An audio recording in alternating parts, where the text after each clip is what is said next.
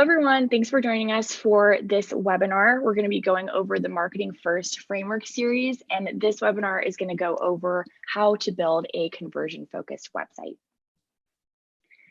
Just first off, I'd like to introduce our presenters. I'm Sarah over here. I'm the Digital Marketing Manager at CountingWorks PRO. And I am Lee Reams, founder and CEO of CountingWorks PRO. And today's webinar topic, usually we don't get into the technical minutia stuff, but it is important, and it's actually really good if you're a client of ours or thinking of becoming a client, at least get in kind of the inside the box of how we do things, why it's important, how much goes into building a website that converts, and kind of the difference between just, flying by the seat of your pants type of methods versus a really thought out strategic one. So this is a long one. It's 89 slides, I think. So bear with us, definitely get comfortable, take some notes, and we'll get started here in a second. Yeah, this definitely is a long one, but we're going to be covering a lot of different important parts of building a website. So we're going to start with an introduction. We're going to go over whether or not your website is working. We're going to talk about what makes up a conversion-focused website. We're going to talk about making your website stand out, understanding user workflow on your website. We're going to talk about kind of the technical importance of site pages, optimizing call to actions, and then at the end, we're going to talk about SEO, and then we'll do a recap as well. And this webinar is going to be long. It's about 50 minutes long. There's no CP credit. It is designed for US-based tax businesses and accounting practices. However, because of the nature of the content, any business may benefit from watching this webinar. All right, thank you, Sarah. So I will get into the introduction.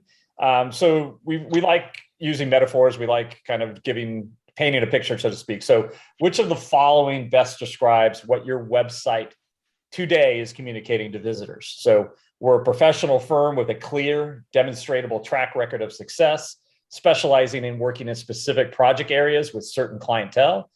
Here are several thoughtful, well-written articles that prove our knowledge and trustworthiness, right? So that's kind of picture A. Or, we just needed a website, so we cobbled together one by tediously navigating dozens of conflicting opinions, mostly from people with no knowledge of digital marketing. We hear it, my cousin or nephew helped out, and those kind of things. But that was years ago, and we haven't touched the site since then. We call that kind of a dinosaur site. But here's our contact page if you're motivated enough to cold call us. That's basically it. So your website is not necessarily pre-selling your firm in any way. So if you can relate more with option B, don't worry, you're in the majority. And we see that a lot, especially in the tax and accounting space. So a conversion-focused website is the home base for all your marketing efforts. It's built to rank well in Google, attract your ideal prospects, and usher them into an engaging and gently persuasive sales journey that ultimately compels them to become your next customer. We call this the pre-sell process, and a lot of what we're doing today is we're going to talk about how your digital assets are going to pre-sell your client to trust you before they even reach out for a discovery call. So this isn't just a brochure on the internet. It's a strategic marketing machine. And what's nice about websites that are built correctly is they are scalable, they are repeatable. You're not sitting waiting for the next referral. Once you get this, it's called evergreen content. It's something that will deliver and build over time. So a conversion-focused website will support prospects through the entire buyer's journey, from awareness to consideration to final decision, with content strategically targeting each phase. And I think this is one area, especially those that are not savvy in marketing. Everyone thinks everyone's an intent buyer, but in reality, there's very few people that are that part of the journey.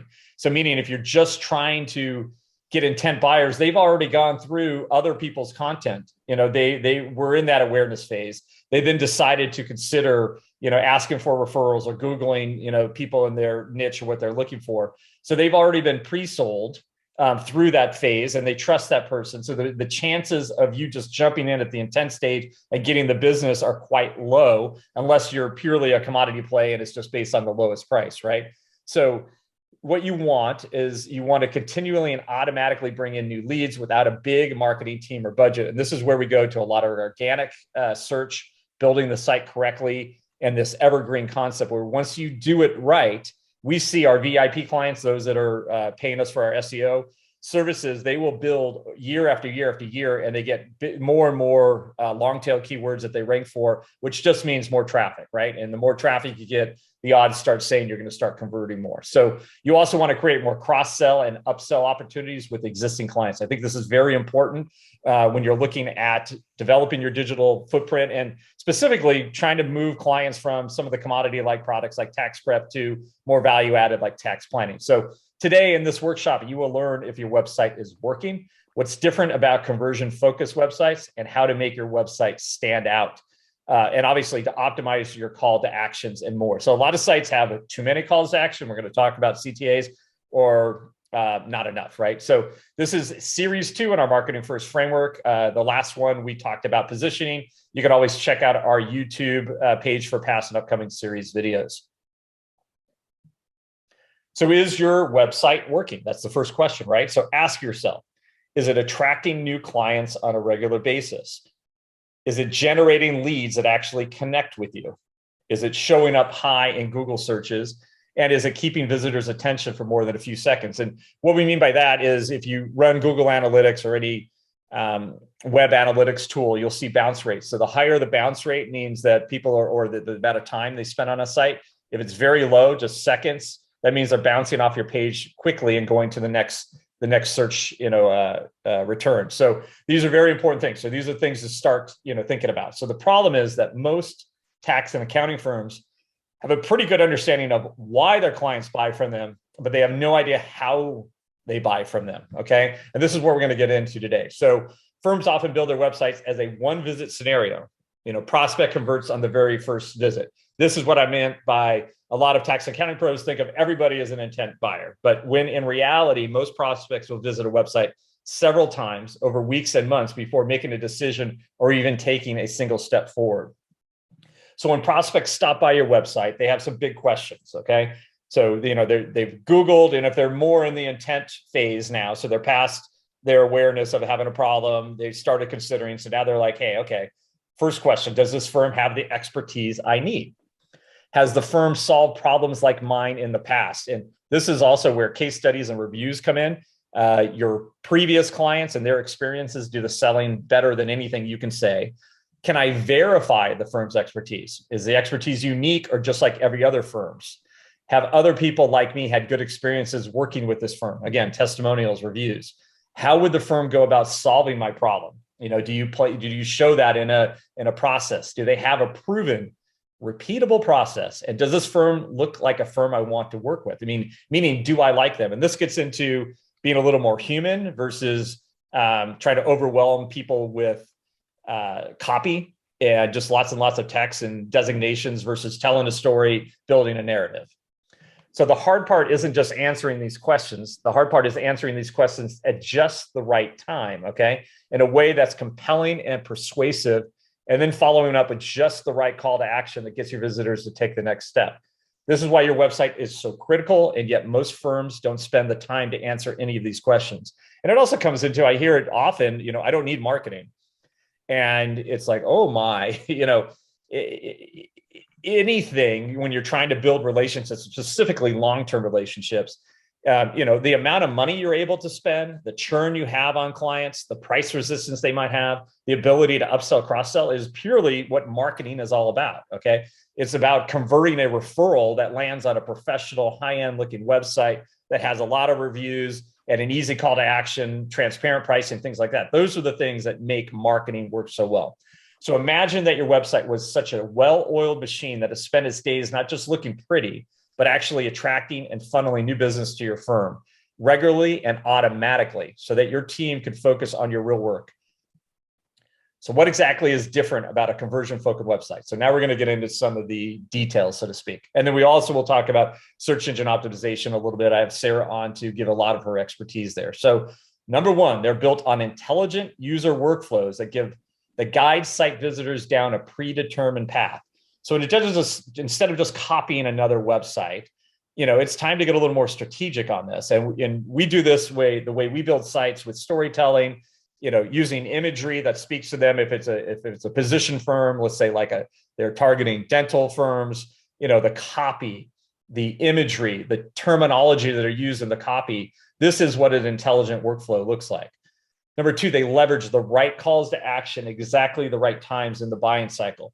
So you might throw out, and I'll give you an example. So a free discovery call is probably a call to action that you want when someone is in the intent stage and really wants to talk to you and pre-qualify, are you right for them? And you're going to pre-qualify, are they right for me? Versus perhaps someone in the consideration or the awareness phase, that might be a white paper. So they could download a free white paper, they give you some information, or they sign up or opt into your client newsletter. Those are different types of calls of action based on where they are in the buying cycle. So three, they include thoughtful content that addresses very specific pain points the target audience struggles with, okay? And now this is where you're starting to develop that better bond. You're speaking directly to them.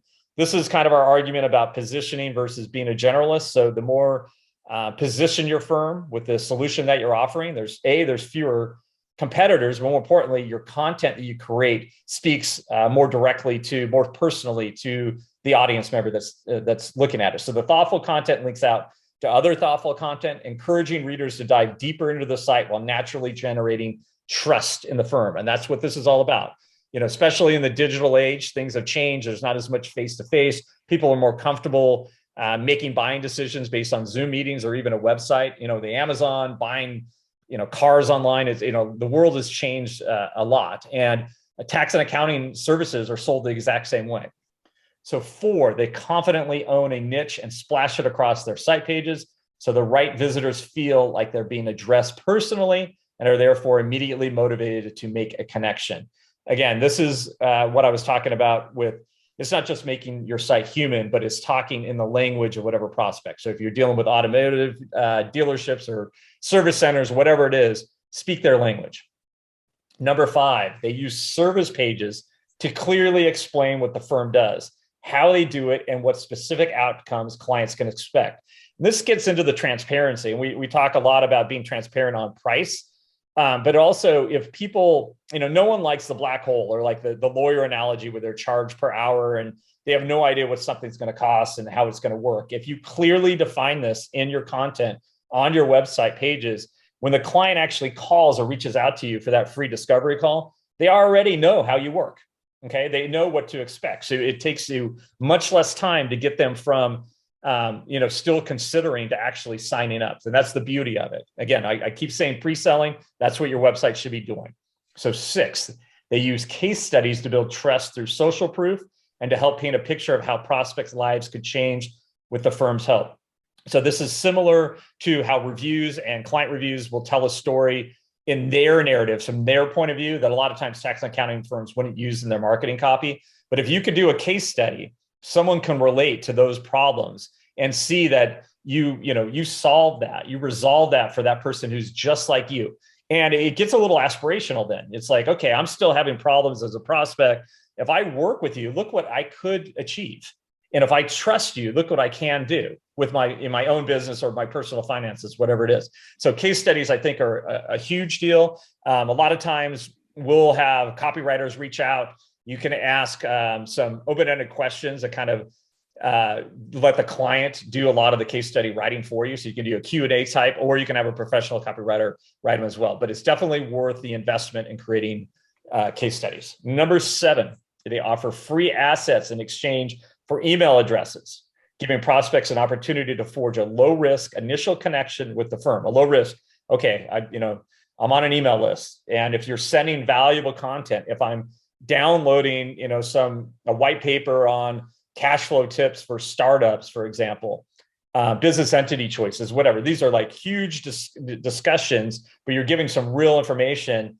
That's a real benefit. And there's a low risk just giving my email address, right? So at the end of each page on their website is a benefit-focused call to action, clearly guiding the reader to the next step in the process. So you don't want to, let's say, land them on a blog page. They're reading about something, but you have no further call to action. At the least you should do is have an opt-in form for your client newsletter there, right?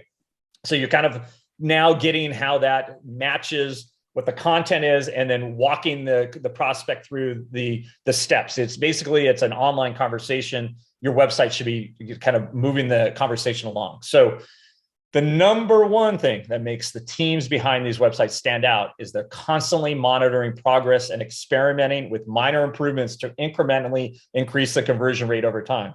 Did I just say that? Yes, I did. We iterate all the time. We watch our data and make sort of, where is there a block? Where are we not? What pages aren't performing well? Where do we need to make changes? And the other thing that goes to is people that think they could just do it like a DIY site and just put it up and never add any content to it ever again. So they don't add blog content. They don't fresh up their pages. It's just the static page. And then over time, it basically collects dust. And the reality is Google will recognize that. And you're not going to rank as well against people that are following these kind of processes. So before we get into detail about how to structure a conversion-focused website, let's gauge how you're doing right now. This is the fun stuff, right? So how are we doing? How many website visitors are you getting a month? Your firm should be targeting at least 2,000 visitors a month. So if you're getting less than that, there's things that you need to do to change kind of your own methods and to get the type of volume that you need to get a highly converting site. So how many leads does your website generate a month? Ideally, your firm should be converting 3% of this traffic to leads. So you're trying to capture 3% of 2,000, and then you're nurturing those leads and qualifying them to convert them to clients, okay? So how are you capturing leads today? Do you have an automated system in place? Do you have calls to action? Do you have forms on your website? If someone calls in, can you easily put them into your CRM, right? These are the things that everyone on the team needs to be following, okay? So what percentage of the firm's new business comes from the website? You should be targeting at least 25% with an end goal of reaching 50%. So that's where you start changing your growth rates substantially from just a referral-based process. I mean, basically think about it. You're supercharging your income potential, right? So that is what your website should be doing for you. If you're a big time niche player, meaning you're really well positioned and you're targeting a very narrow area, you'll see that those percentages will be even higher. So let's understand some user workflows for accounting websites, tax and accounting websites. So on the surface, designing a user workflow seems simple, okay? You have giant navigation menus mostly lead to confusion and overwhelm, which leads to exiting the site. And we see that often, especially our competitors and a lot of people that do their own DIY sites. We've been simplifying our sites and they've been producing better results. People have short attention spans. Their eyeball goes through a website, especially on a smaller device, like a mobile device. They're not going to engage a lot of this content unless the story is very quickly told. So let's get into this. In our experience with accounting firms, tax prep, yes, less than 25% of new visitors use the main navigation at all. Instead, they navigate through internal site content, meaning they landed on a blog page. 50% of our clients' traffic goes to their blog content. So if you're a website that just has static service pages and about and is not updated, think about that. Our clients are getting half of their content or visitors are going through their blog content. And they're hopping from post to post, looking for answers to their questions. Would we add social media posting? There's another 10% boost. So that's some pretty significant traffic and data. So something to understand. So if you're just doing a static site, your traffic volume is going to be much, much less than when you add a blog, add a newsletter, add social media posting. So this brings us to another important note. Most site visitors aren't even landing on homepages. They're landing on blog posts. And they may stay there for weeks or months before ever touching any primary navigation pages, meaning they might be reading some of your content. They might come back to it. And then at some point, they're starting to feel like, yeah, wait a second, I'm going from the awareness that I have a problem.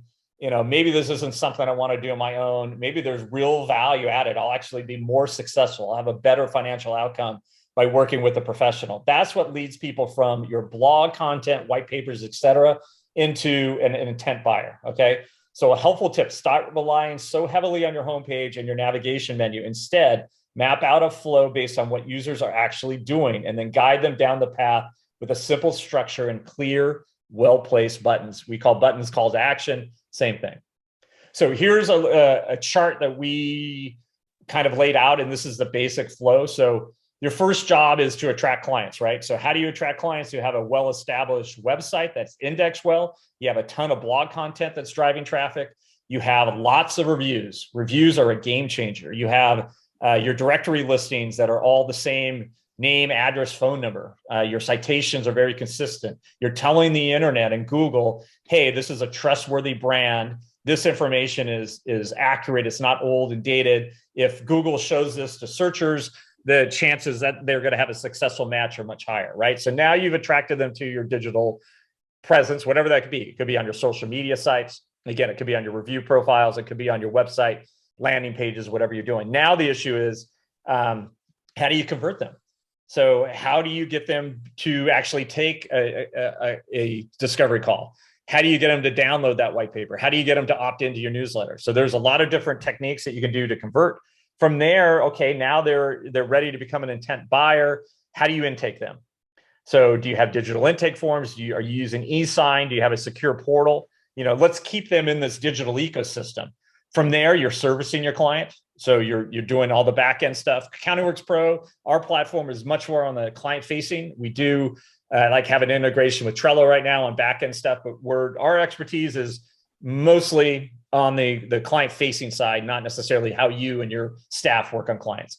From there, then it's okay, how do I gain approval? From them digitally, especially today, if you're not seeing them face-to-face, is there an e-sign component? Is there an ability to receive digital payment?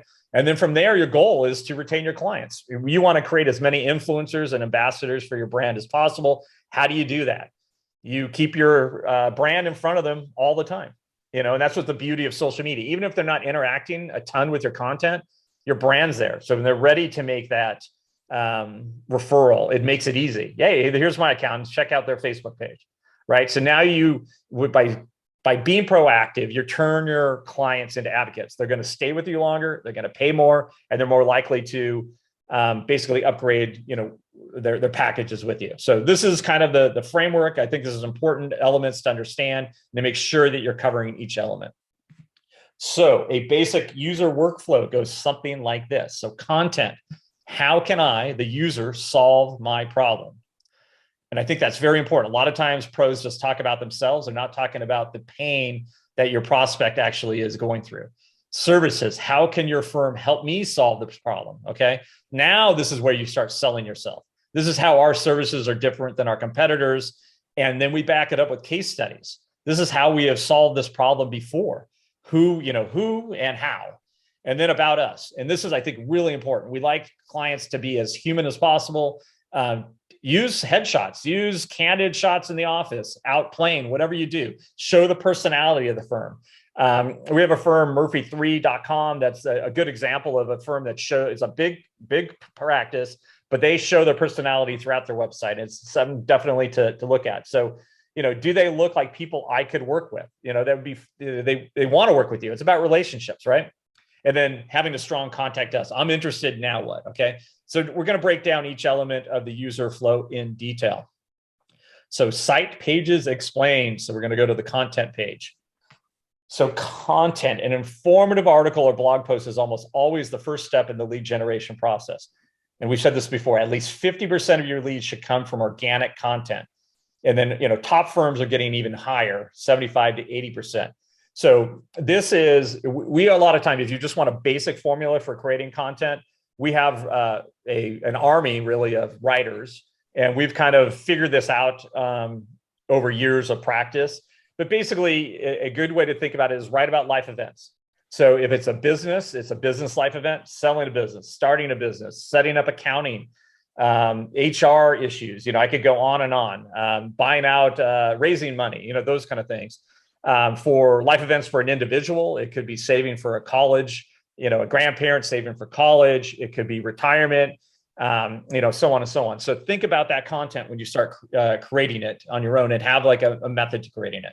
So your content needs to do 4 things: help solve a problem for the visitor. So answer what they were Googling. Okay.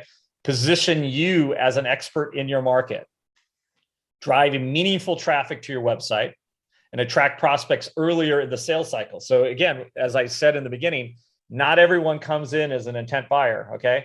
So the idea here is, with your blog content, your content pages are going to start getting people when they're very barely aware that they have a problem, but now they're Googling, and then hopefully your content is indexing, and that's where they're landing. That's where you're starting to attract prospects earlier in the cycle. So Sarah, I hope you're ready. So we're going to get into some of these things again. As I said in the beginning, we're going to get a little technical. So semantically marked up content, and you're going to go, what does that mean? So Sarah, kind of give an idea, and basically the definition of that is telling the search engines what content is what on a page. But Sarah, kind of talk about this and why this is important.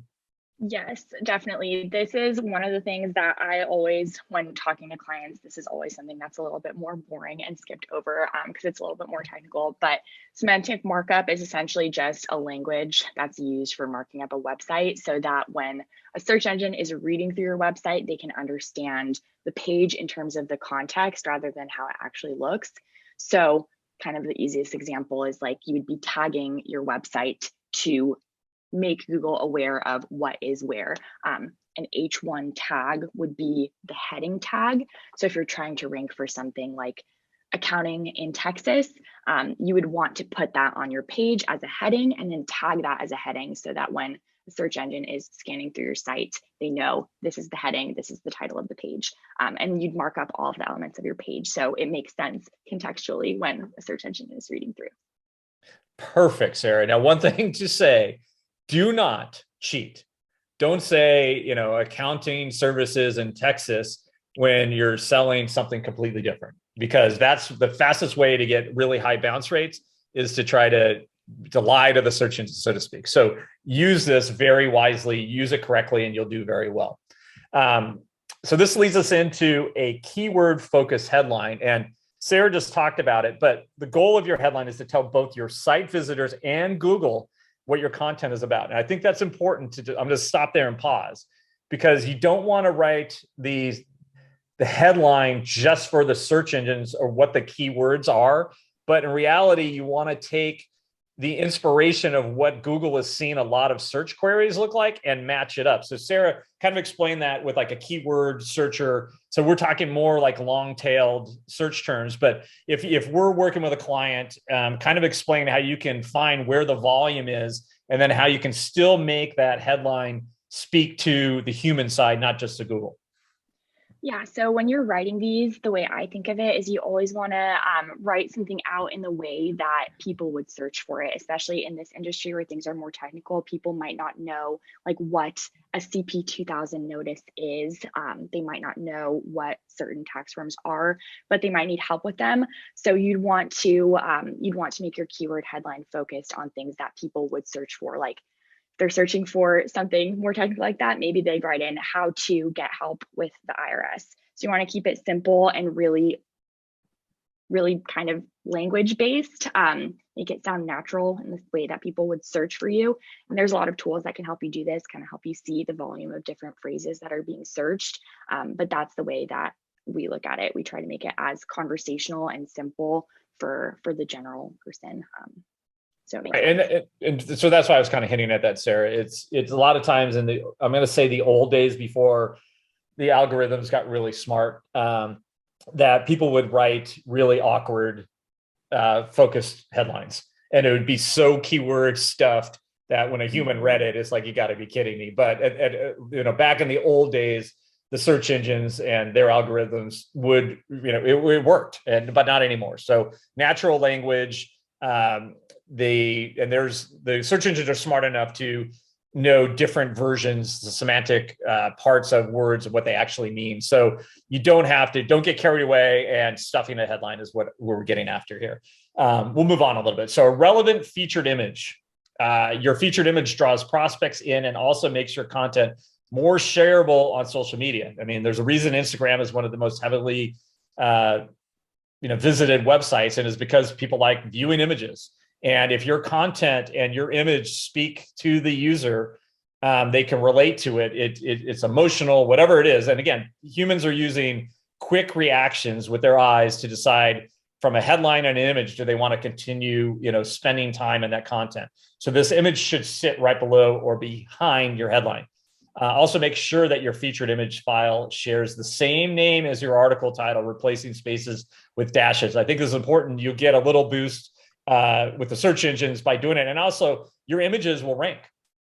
So if someone goes to the image tab in Google and you're using the same keywords that are in your headline, and they do an image search, so they actually still be getting to your content. Okay.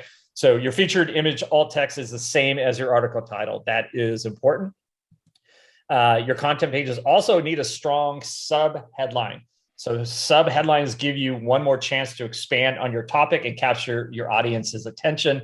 They also give you another opportunity to incorporate more keywords, further enhancing your SEO. So perhaps you have your main target audience, but there's some subs there that you want to attract. That's what you would use your sub headline for.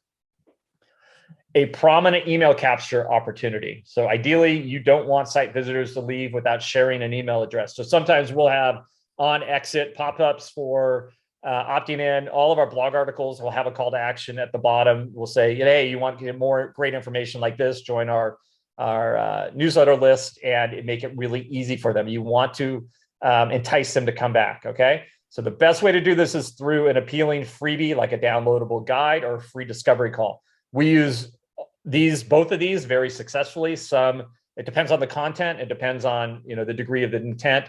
But if you make it really approachable, you're going to get a lot more people converting when they click on the free discovery call. So make it easy to schedule that call. Don't make it hard that a free discovery call is in an email chain back and forth and you're missing each other. Have an online calendar that is connected to your video call so that you literally now have that in queue when it's time. Your user is there, and it makes it really easy. So make sure the offer is prominent on every page of content. So again, a big mistake we see is people not using a prominent email capture opportunity. Social icons. People spend most of their time on social media, whether you like it or not. And I know some people hate social media. I hate Facebook, blah, blah, blah. But the reality is a lot of your clients and potential clients are there and they're socializing there. And if they can meet your brand where they're, socializing, where they're spending time, obviously that can be a primary driver at some point. So right now you're not thinking of it as I'm getting that much business from social, but it still plays a pivotal role in your brand. It's free advertising. It's a billboard of your brand over and over again, right? So it should not be ignored. Have you ever shared an article on social media and noticed that a professional image, a well thought out title, and summary text show up when the article is shared? This isn't luck, it's planning and a few small meta tags. This is, creating your content properly. So as a site owner, you have the opportunity to define how an article looks when it's shared on social media. I think these are important things. So use social media, spend your time, optimize your social media, make it sure too that your brand narrative is consistent from your website through all your profiles. And that goes to social as well. So similar images, similar copy, similar message, whatever your narrative, make it consistent. Your content pages should also include thoughtful content. So of course, your actual content needs to be great too, but in order to really drive meaningful engagement, your articles must be deep, concise, and actionable. Okay, these are articles most likely to be shared to rank well on Google and to position your business as a thought leader.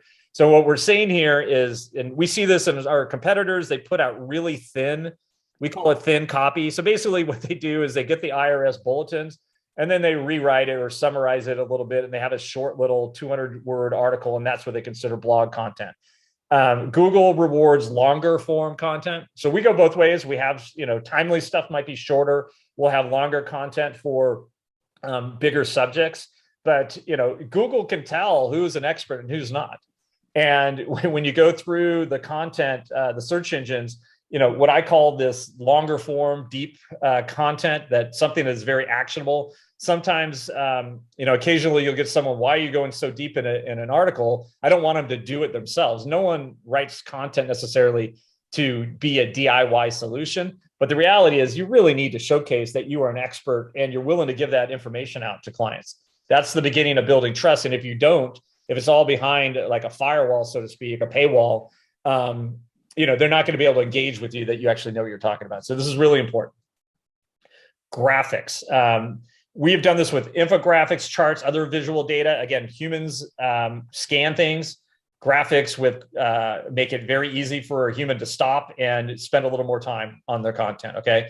It creates a huge boost in terms of user engagement and shareability. That's the most important part. You want people sharing your content with their friends and colleagues. These are signals to the algorithms that your brand, you are, an expert. You know what you're talking about. If others are sharing your content, that's going to be a signal that helps you outrank your competitors.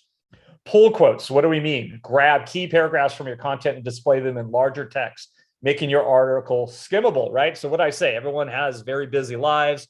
They literally will go from 3 different tasks in a couple minutes, right? You know what I'm talking about. So if you can increase the likelihood that readers will share your content, since they can easily copy paste the quotes and sound intelligent, even if they didn't read the entire article, I think that makes a big difference to your content page. So pull quotes.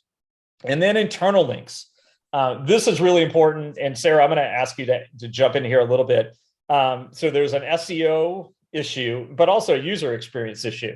So Sarah, kind of jump in and give you an idea of how to do internal links when it comes to ranking.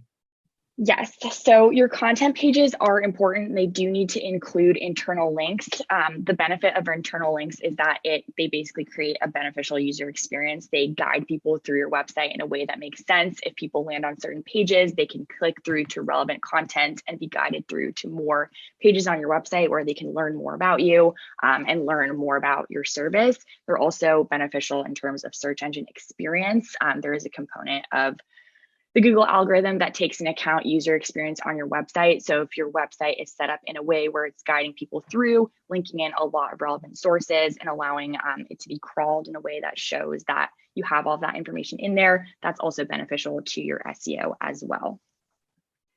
Thank you for that explanation. And I trust me, SEO is not as complex as the tax code, but sometimes it can be. So really important to understand internal links, to use them in your content. We do this when we create pages, and it really helps. And which comes to one of my favorite ones, which is the focus calls to action. A lot of times we see websites with too many calls to action, so it gets confusing, or you can't find the call to action or no call to action at all. So it's the same thing as having a discovery call, getting someone all excited about working with you, and then not asking for the close, okay? So always finish your articles by asking your readers to do something specific. Maybe you want them to download your freebie, schedule a discovery call, or take an assessment. Or maybe you just want them to keep reading, so you can direct them to a few related articles on your site. So whatever you decide, make sure your calls to action always include action-focused verbs like download or sign up, rather than passive ones like learn more. I think that's important. A lot of studies have shown utilizing that type of copy will convert better. So the great news is we're halfway done. The bad news is this is not going to be 50 minutes, and we're going to continue on because I think this is great content. So site pages explained for services. So what is a service page? A service page is for site visitors who are a step deeper into the buying cycle. Okay, you're closer to being an intent buyer. So this might be someone who is referred to you, and it should be written accordingly. They've read one or more several pieces of your content and perhaps visited your homepage a few times. It's very likely that they're actually in the market for your services and are now gathering information.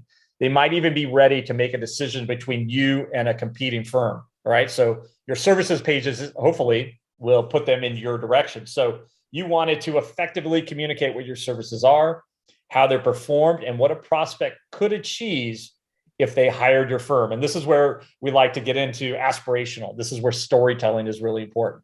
So weed out potential bad fits, that only the most qualified prospects make it through to your firm. So this is where you might start, even, and this is what transparent pricing is all about.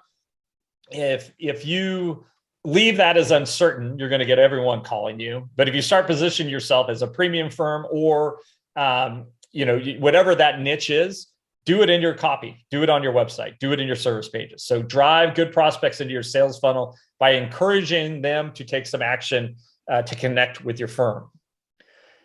This is important. A Google-friendly headline. So a clear and concise headline that is easily understandable by both your prospects and Google.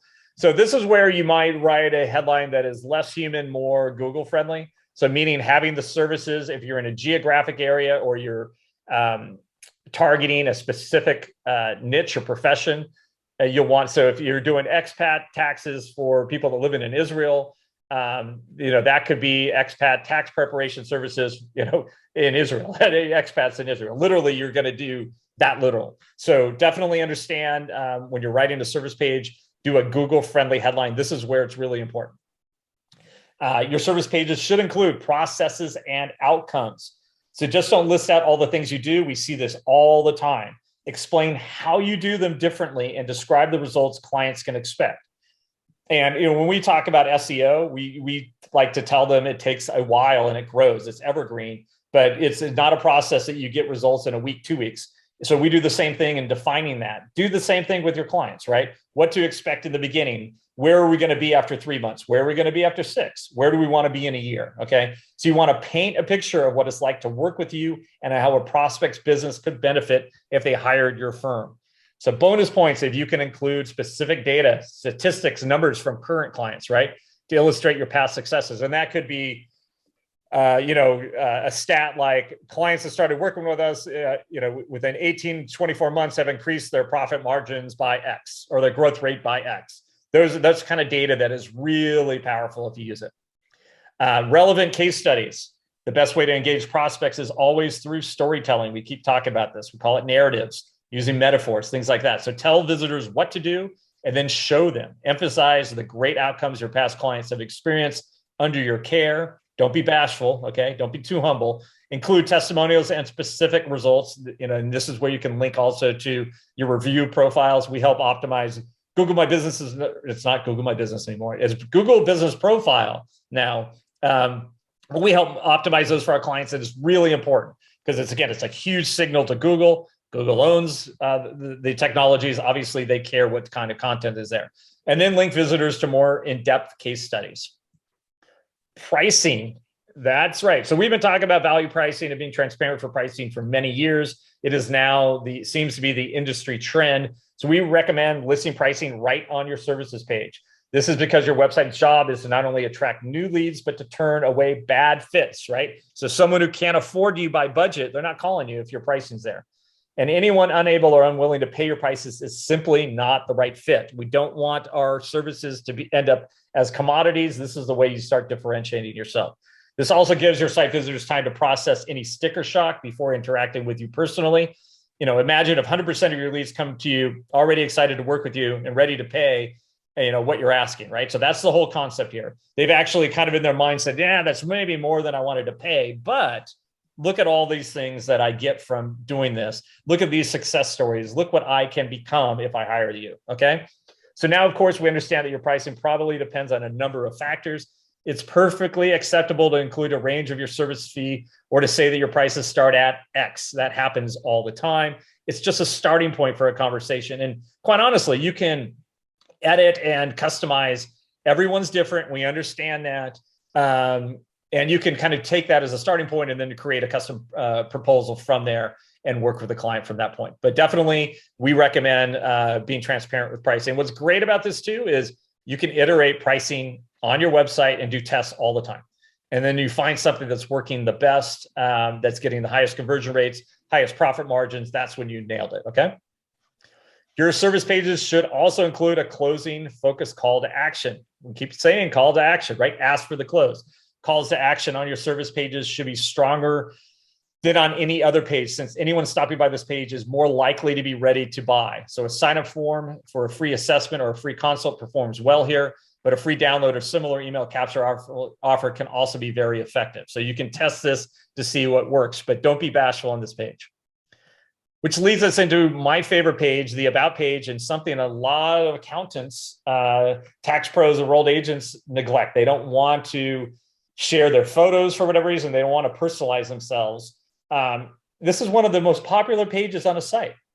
We suggest putting it heavy on the homepage, showing the team. But in addition, having a very strong bio, telling a story about you, connecting digitally, okay? So About pages are one of the most popular pages on every business website, tax and accounting for sure. Your potential clients just don't want to work with you because you seem to do a good job, okay? They want to work with you because they like you. This is the human element. Your brand, your tone, your personality, you need to show it on your digital assets. So it all matters. And your About page is where these details should really shine. Your About page is also another key opportunity to describe how your approach to business is different from other firms. And you might have a list of clients that you've worked with or other success stories, and your prospects can start relating, and they may even know some of these people, okay? So they may know some of these other brands, and that starts to work into kind of like a social proof here. So just don't talk about what you do differently, explain why you do it that way. What inspired your unique approach? Some background. I had a bunch of friends who were struggling when they started their business out. I have a knack for, teaching them how to budget. And that was something that drove me to saying, you know what, I can do this full time. I can not just do this as a help to my friends, but I can make this a business. That is an inspiration. That's something you should talk about. So what are other firms doing wrong that you want to do right? How do you want to make an impact in your industry? I think these are important things to cover in your about page. So 3 key things an about page does. It helps differentiate your practice beyond basic positioning through emotional or personal characteristics that a prospect might connect with. So this is where I enjoy dogs. You just took a non-personal thing and all the pet lovers are all of a sudden, they like dogs. I'm going to work with them. Okay. And that's just an example, but it's important, or if you're in an area with very active lifestyles, I surf. I'm just giving examples, but these are things that people can connect with. So give prospects a sense of the firm's culture and reveals what the firm stands for. What's your why? What do you believe in? Along with any relevant historical context about why that's important. High quality photos. We use and recommend a photo agency that has photographers across the country. Snapper, and I've used it personally. I had my headshots done there. So get good up-to-date pictures of your team, your office, showcasing a mix of working hard and having fun, and then sprinkle them throughout your copy. Murphy3.com is a perfect example of someone or firm that's a large firm that does that very well. Check out their site for photos and inspiration. So this helps build trust by showing prospects that your team is made up of real live people. I think this is important when we're now competing in the world of Intuit Live or Pilot. So these big, huge, basically tax prep, companies or virtual CFO companies, there's no human, and it's kind of behind the Wizard of Oz, so to speak. What's behind the curtain? The brand says these people are experts, but why aren't they successful enough to be on their own, running their own practices? So those are things that if you use that in your marketing material, you're going to be able to outcompete and beat them on those kind of decision-making trees. So think about it. Use high quality photos. Show your core values and passion. In your first 250 words, clearly define your firm's big why, what inspires your team outside of the paycheck. What community connections, memberships, or ongoing events can you reference to validate your primary focus? And if you're a local firm and let's just say your children are into the local sports and you're a big donor and sponsor of these, talk about it. That's going to connect with people. If you're backing specific verticals, I go to dental practices, show that you're involved in whatever type of associations that run around that. Okay. So that's how you use the core values and passion to help you connect. List of awards and affiliations. Has your firm been recognized for particularly successful projects or impactful community partnerships? This is also part of social proof. It's just like a popularity contest in high school. The more people that like you, the more people that say you're good, might mean that you are good. Okay. Are you a CountingWorks or TaxBuzz Pro Top 100? Throw that on, when that press release comes out, share that on your social media media sites. Those are really important things. And again, the social proof really matters in the psychology of people deciding who they work with. So your work environment, is there anything unique about your office or location? What's the office life like? What do you do to help your employees succeed and thrive? And that can be a completely distributed company. You could pitch your business is built on work-life balance. Our partners and staff members are all remote, living in areas that they want to live in, not necessarily having to commute and drive cars and energy and blah blah blah. So think of it, it is an important thing to spotlight. So a link to your careers page would make perfect sense here as well, especially today. So tax and accounting professionals, firms, we have many clients that they're so busy, they're struggling to get enough accountants to do the work. And a strong website, a professional website, will do as much to recruit others to help your firm as it will helping you recruit prospects and new business. So I think it's a really important point. And that's where it comes, the accountant says, I don't do marketing, but yet they can't find anyone that wants to help them or hire them to work in their firm. Well, no duh, because marketing is important. And this is just another element to help you out here. Specially focused team bios. So validate your firm's unique expertise through team bios. Who excels as what? A lot of people are specialists today. So if someone is the business entity pro, write about that. If they're the QSBS stock pro, you're going to write about that. So based on what unique training and experience, and how does each individual's background contribute to their specialty within the firm? So depending on your firm culture, you might include some fun, unique details about each employee as well. Highly recommended here. And more social proof. Now you know what social proof is. So customer testimonials that speak to your expertise and or your core company values are great for the about page. And then unexpected vocabulary. So if you really want to stand out, don't use the same words everyone else is using to talk about themselves. And I'm going to step back and say, not just here, but stop copying what everyone else does for their website. I see it over and over again. I want to look like H&R Block. I mean, you got to be kidding me. That's H&R Block's narrative. So if you want to compete with them, you need to change your narrative of why you're better than using. And I'm just giving that as a low end example, but definitely think about this when you're writing your copy. So watch out for tired, generic phrasing like customer, focus, commitment to excellence, the raters, right? And years of expertise. Even if you're communicating the right things, if the writing is too bland and common, it could come off sounding formula and even untrue. So think about that. That's where I say when people are just copying what others have done, it doesn't make you stand out at all. So those are just some good examples of it. Which leads us to our favorite page, the Contact Us page, often not really thought about, right? So this is where the magic happens. Your site visitor has progressed far enough into the buying process that they're actually contemplating reaching out to you. You want to keep this page as simple as possible. The idea is for them to contact you, however that is.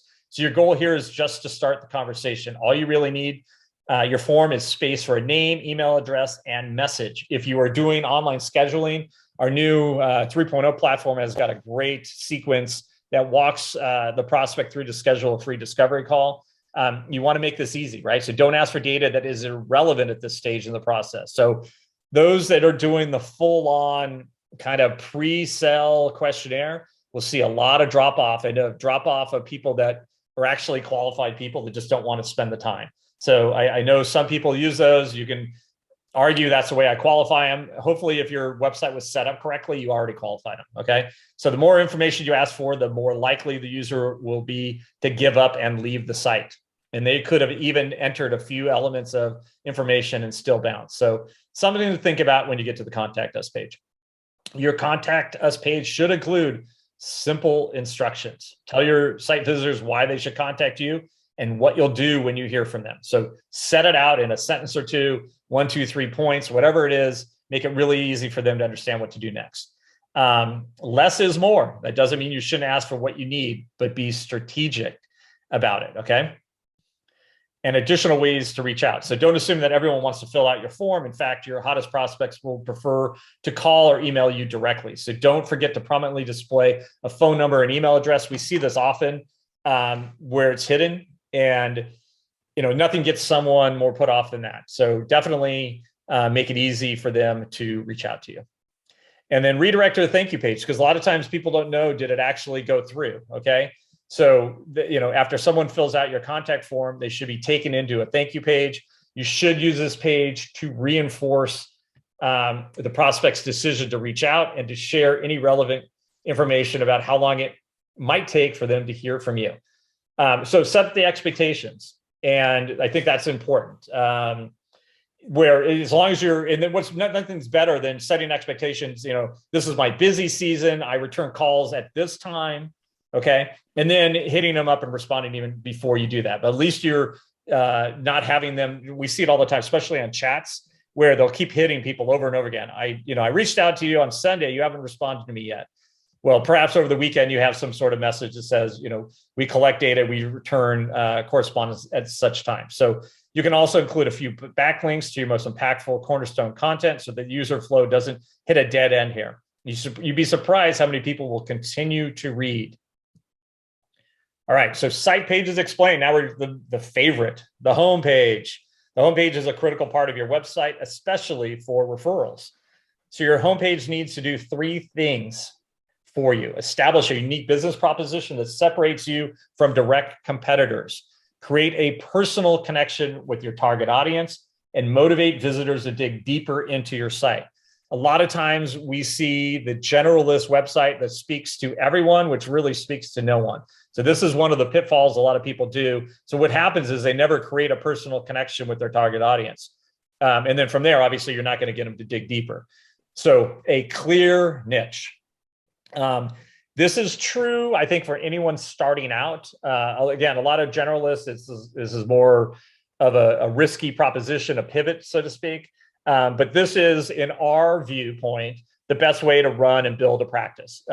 You can get premium pricing if you have a clear niche. And quite honestly, you're going to do less work and make more money because you have expertise. Not every client is new to you. You know exactly how they work. The time you spend is going to be less, and you're going to be able to develop scalable processes. So this should be the first thing prospects learn about you. Your headline should clearly fill in the blanks. We do X for, so we do startup planning for SaaS companies, whatever it is. Okay, so that's an example there.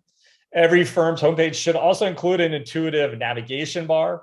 Some prospects will know exactly where they want to go. So make sure your navigation bar offers them what they're looking for. Keep your page name simple and direct. No need to get fancy, especially at the risk of confusing visitors. So what are they used to? About, services, contact. You don't want them to have to decipher what they mean, right? So this is where you don't have to be overly creative. Proof of success. Statistics are the quickest way to prove your credibility. Saying that you've generated over 1 million in tax savings for dentists, or that you've worked with over 100 manufacturers, gives visitors a clear, concrete representation of your expertise. Again, social proof, right? Here it is. Infinitely more important than anything you say about yourself is what other people say about you. Client testimonials, logos from current, former clients, and links to recent case studies are deeply valuable asset on a homepage. I've said this multiple times. I'll say it again. Reviews do the selling better than anything you can think of in writing copy. When it's from the point of view of your target audience and a customer, they can relate. The language they use is different than what you would write. Really important. Relevant content. So insightful blog posts are the best way to address specific pain points that might be top of mind for your target audience. Establishing credibility and trust while also encouraging them to dive deeper into the site. So examples here, if you're working with certain types of businesses, perhaps it's an example of relevant content would be, what business entity is right for me? That's a perfect example when they're getting started. How do I set up my accounting platform? Those are things that they're gonna care about, and then they'll dig deeper into.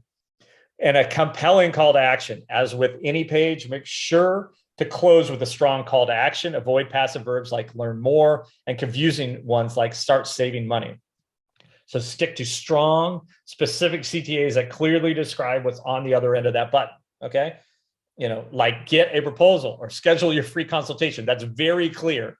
I already know now what I'm getting, why I'm clicking that and what I'm getting. So those are important things to really nail. Again, what we see, the biggest pitfall we see is too many calls to action are not enough, or they just don't stand out. And then when you get those sites that are completely cluttered, again, the studies have shown us the human mind and eyes, the way they read and glance over things, if it's too complicated, people just move on. So optimizing your calls to action. So here's some tough love. Having contact us and schedule a consult at the bottom of every page of your website isn't an effective marketing strategy. And why is this? Because most of your site visitors won't be ready for that yet. Okay, now think about that. Where they come in on your site is I would say the stage that they're in. So you want your content and your calls to action to match that stage. So a first-time visitor probably won't want to connect with you directly yet, but they may be willing to download some freebie. All right. So you're following how this workflow and strategy works. So someone reading your blog post might find it jarring to see, buy now or schedule a consult at the bottom, but they're happy to see links to other useful content. So yeah, let me read even more of what you have to say. Let me read more of how you're going to help me. So take some time to analyze what your prospect's readiness temperature is most likely to be on each page of your site. I think this is really important. And I know this is a long one, but this is why it's important. Now you may be stepping back and go, wait a second, I get this. Now you can determine what calls to action are most appropriate per page. Okay. So typically in marketing, we refer to leads as cold, warm, and hot. It's very easy to understand, right? So optimizing calls to action. A cold lead, a cold prospect is aware they have a problem. Okay. But they're not interested in solving it today. So they know they're having cash flow problems, but for whatever reason, that's not something they want to resolve today. So they have no interest in talking with your firm yet. So your calls to action should feel extremely low risk. Links to other pieces of content and mailing list signups work well here. Okay. Warm lead, a warm prospect is actively trying to find solutions to the problem. So now they know, yes, I have cash flow problems and I'm trying to resolve this. So they're probably not ready for a consultation, but they are definitely interested in some of your gated content, such as webinars, ebooks, and guides. Ask for an email address in exchange for your freebies. This way you now can nurture that warm lead with other content, okay? And versus a hot prospect, this is the intent buyer. This is what everybody wishes we all just had as hot prospects. A hot prospect is a shortlisting potential firms and is ready to act, okay? So they know they have a problem. They've identified these 2 or 3 firms that they're interested in hiring. So appropriate calls to action include proposal requests, consultation, assessments, and benchmarks. We have Take 2 for tax prep reviews, or even business financial reviews. Those are things that would speak well to a hot prospect. Okay, and that's kind of like that free assessment or the free discovery call, where I'm giving you something of value to give you a free call and to feel that, whether we want to work with each other or not. So very important to understand these and understand how the call to action should be different for each cold, warm, and hot lead. So now it's time to map a temperature to each of your site pages. So step 1, build an inventory of every page on your website. Assign a temperature to each page. So blog post cold, service page is warm, pricing page hot, right? So choose appropriate calls to action for each page based on that temperature reading. So this is the exciting part. So Sarah, wake up. We're going to get into some of the stuff that and I'm done. I've been talking a lot here, but we're getting near the end. So let's talk about optimizing for SEO. So your ultimate goal is to show up on the first page of Google when prospects run a search. For this to happen, a lot of things need to be going right on your website. And one of them is good SEO. So search engine optimization. So what are we talking about when we talk about SEO? So one of the things, site speed is a huge issue. User experience is a huge issue, but we're going to get into the technical side. So Sarah, if you could just go through these bullet points and why they're important, kind of how to work with them.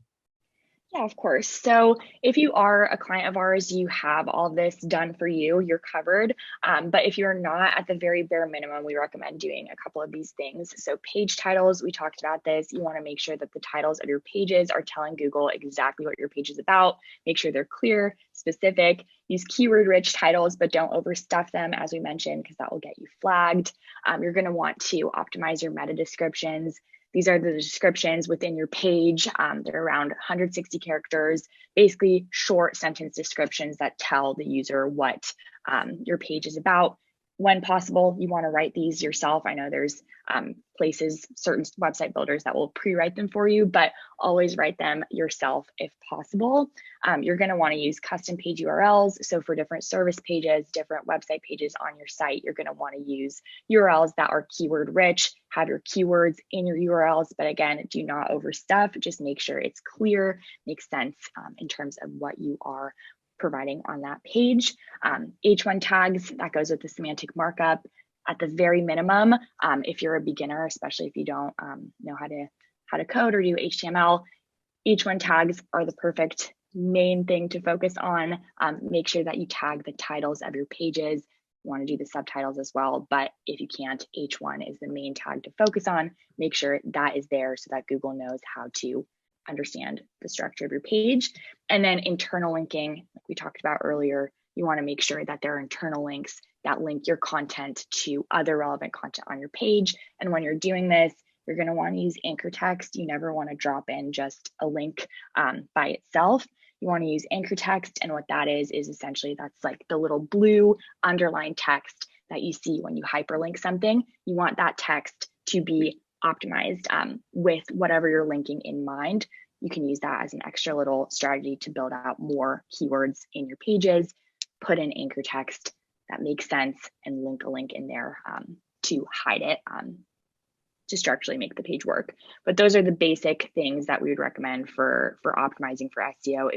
Especially if you're a beginner and don't have a lot of experience, these are the main things to hit. Yeah, perfect, Sarah. So meaning on the internal linking, when you're saying anchor text, so that would be virtual CFO for dentists, for example, could be the anchor text. That's the text that you have linked to other relevant content. And that would then talk about your virtual CFO services for dentists. So that's the example you're giving, right? Yes, exactly. Okay. Exactly. All right, perfect. So let's move on. So do you need help? Reach out to our team for help with SEO. So Sarah and Kay and Dex, and I have a whole team that works on search engine optimization for tax and accounting practices. We have done it for many practices across the country. And what I love about what we do is, one, it's more cost effective than what I'll call traditional SEO services. And the reason we can do that is we have a system in place that is something that we have standardized as well. So we know what works. We know what works for every single type of firm, and we can do it on scale very easily. We use a lot of technology to help us out with that. But the reality is, from your point of view, the advantage is you're saving a ton of money using a service like CountingWorks PRO and our VIP services. So these are our higher end monthly fees. Definitely, I think, $200, $300 a month type of thing. So something to think about is your website is never done. And this is when we gave that example of a dinosaur site where you just put up a site and don't continue to refresh it. You don't continue to give reasons for Google to come to your site, and for, more importantly, prospects to come to your site. So the day your new and approved website goes live, it is just the beginning. You'll want to get into that habit of regularly checking Google Analytics. We have built in our 3.0 platform. We use a different tool. We have built in dashboards that actually will show you all your ranking. And we have other type of tools for our VIP clients where we track down to the keywords, where you're ranking, your Google Business Profile, et cetera. So if you aren't already, you want to monitor these. And you want to watch each individual page performance on your site. So once you've collected a baseline of data, it's time to begin experimenting to see if you can incrementally improve your conversion rate. So this is where, one, the evergreen content, so your blog content, the content that we help create for you, gets indexed, and over time you get indexed from more and more keywords. And then from there, you want to start iterating. Do I have the right, cold, warm, hot calls to action that match the attitude or the state of mind of my prospect? Okay. So hopefully this is a lot of good information. Other ways to test, what if we rewrote that headline? What if we changed the color of this header or this button? What if we moved this button or made it bigger? Those are iterations. You want to do it and give it time and have a baseline to compare it to. So you don't want to just arbitrarily then make a change and then not have data to back it up. Did that help or not? Did that move the needle or not? So the only way to know what works is to try it. So we do iteration all the time.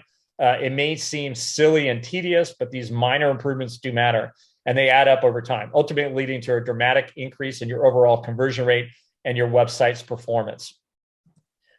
So I know this is a long one. We usually try to keep these 30 minutes, but I think there was so much good information here that from a technical standpoint, anyone can gain some really good knowledge. Again, we understand you guys are busy. You don't want to do this on your own. If you have any questions on how to build a conversion-focused website or want to improve the conversion on your current website, please reach out to us at help@countingworkspro.com.